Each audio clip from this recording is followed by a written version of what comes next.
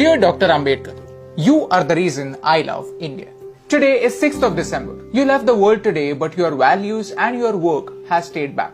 Dear Dr. Ambedkar, thank you for focusing on education. You were the first Indian to pursue a doctorate in economics from abroad. And not only from India, you were the first double doctorate holder in economics in South Asia. You saw something wrong in India. All the problems, poverty, inequality, slavery, all linked to one core problem, lack of education. And you realize that only good education can change our obsolete mindset.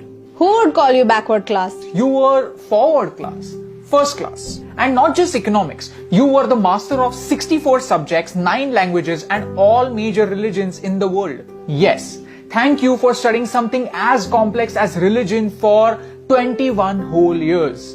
Wow. Dear Dr. Ambedkar, you fought for the freedom of your people. I mean, the people from villages. You had received world-class education from abroad after having struggled for your entire life. And yet, you came back. You came back to make sure that your fellow Indians don't have to fight again. Let me tell you a small story from Mahad, a village in Maharashtra where the untouchables were denied access to clean drinking water. You arranged a peaceful satyagraha and gave the right to clean water to the people in your community. This was 2 years before Gandhiji's Salt March. You said, we are not going to the Chowdar tank to merely drink its water. We are going to the tank to assert that we too are human beings. Dear Dr. Ambedkar, thank you for considering knowledge as your true legacy. Your personal library, Rajgriha, has more than 50,000 books and that remains the largest private library in the world.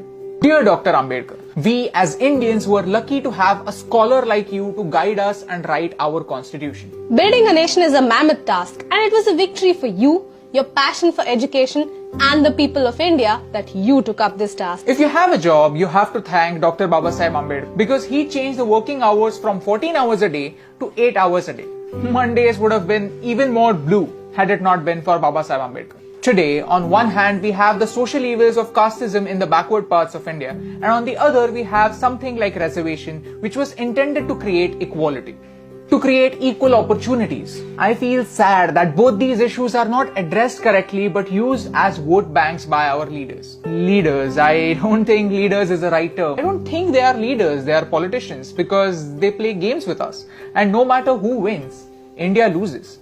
But you taught us to win. When India got its independence, we found the most capable man to guide us into building a nation. And at that time, nobody dared to question the caste of the hand that led us into the future. That was your victory. Your caste, your religion, your last name only determines how you start the game. But how you finish it depends only on you. Your pen was your weapon, your mind was your sword, and your knowledge was your shield. The Ashok Chakra in our flag, the one that adds a little bit of blue in the saffron, green and white, that's your contribution.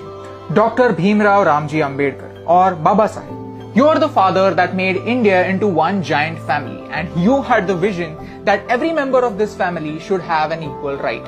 Every member of this family is an equal member. Today I want to remember you and your work because we need it. We need to realize that all of our problems have only one permanent solution: good education. Not the one that remains in the books, but the one that reflects in our action. You showed us how. And that's the reason why I love you.